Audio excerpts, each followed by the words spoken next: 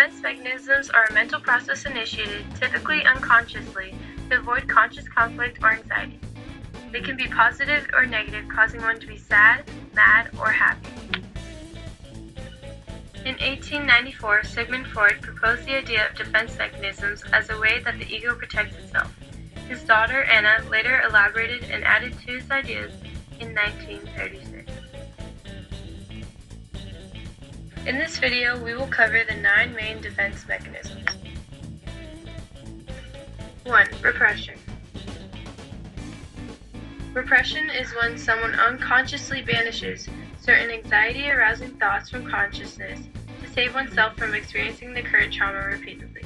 An example of a repressed memory was in the case of George Franklin, when after 20 years, his daughter accused him of murdering her childhood friend after recalling a repressed memory, causing him to go to jail.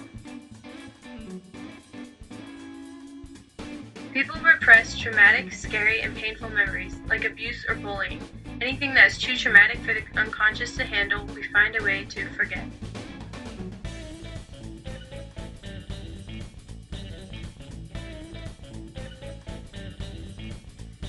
2. Regression.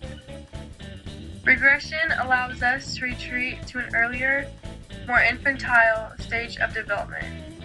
This occurs mostly when one doesn't want to or cannot handle situations in a more mature manner. A child can start wetting the bed again after years of not doing so because of the arrival of a new sibling or a traumatic event occurring. More problematic or stressful situations lead to more overt forms of regression. You might do it too. For example, when you have a lot of homework that will take a long time and you don't know where to start, you may begin to cry as a result of your stress. 3. Reaction formation.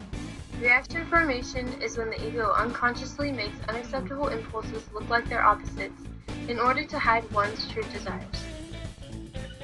For example, if your mother is continuously irritating you, instead of expressing your true feelings, you would be excessively kind to her.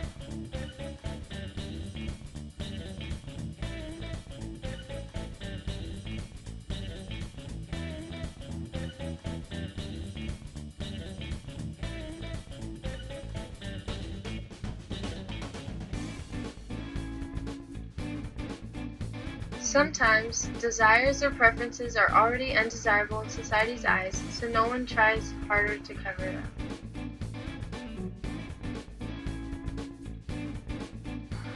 4. Projection. Projection occurs when the drive, attitude, or behavior that causes anxiety is transferred onto others. An example is, if one were to get a bad grade on a test, they wouldn't think to blame themselves and their study habits. Instead, they would immediately blame the teacher and say that they wanted them to fail. Or, when one doesn't like people or being social, instead of blaming themselves for distancing themselves from others, they might say that everyone else hates them in order to handle their own feelings of dislike. 5. Denial. Denial is when one avoids confrontation with reality by denying the existence of a stressful event or condition that occurred. The most common form of this is amongst optimists and pessimists, because one refuses to see things go wrong and the other refuses to see things go right.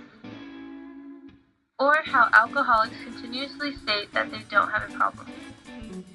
People find ways to ban certain stressful thoughts from consciousness to avoid stress that could be associated with the event.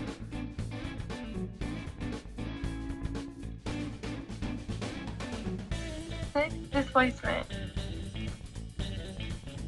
Displacement diverts sexual or aggressive impulses toward an object or person that is psychologically more acceptable than the one that aroused the feelings.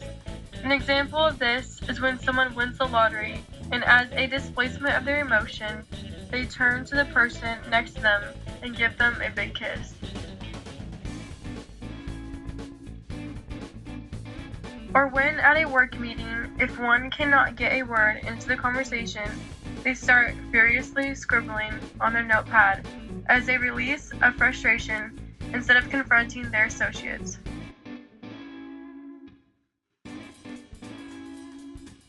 Displacement occurs because the id in our unconsciousness wants to do something, but our superego doesn't let us. So our ego releases its wants onto something else that is still quite relatable to the first subject and is acceptable to society and ourselves. 7. Fantasy. Fantasy occurs when one cannot achieve or do something that they want, so they channel the energy created by the desire into fantastic imagining. This helps provide temporary relief from stress or anxiety.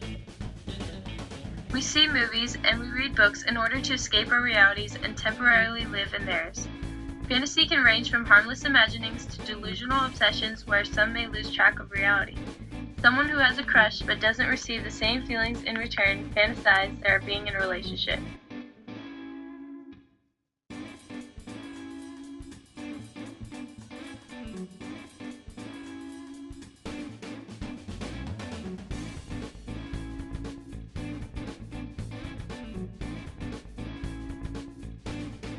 Rationalization. Rationalization is when something we find difficult to accept happens. We make up logical reasons as to why the event occurred.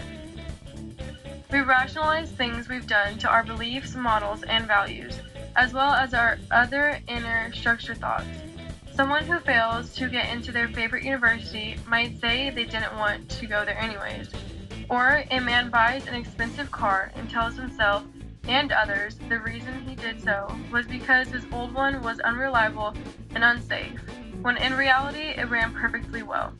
This occurs when one does something that the superego does not morally approve of, so the ego defends itself by giving a morally acceptable reason to avoid feeling too guilty. Self-serving bias uses rationalization when it blames others for our failures. 9. Sublimation. Sublimation is the transformation of unwanted impulses into something less harmful, like a project or a constructive, valuable piece of work. An example is someone who is angry and decides to channel that energy into chopping wood, or a man who has an obsessive need for control and from that becomes a successful business entrepreneur. This is the most useful and constructive defense mechanism because it uses the desires from our id, but channels them through superego-controlled ego. These 9 defense mechanisms are common and may appear in our everyday lives in different severities. Thanks to Freud, we now have an explanation as to how we handle anxiety.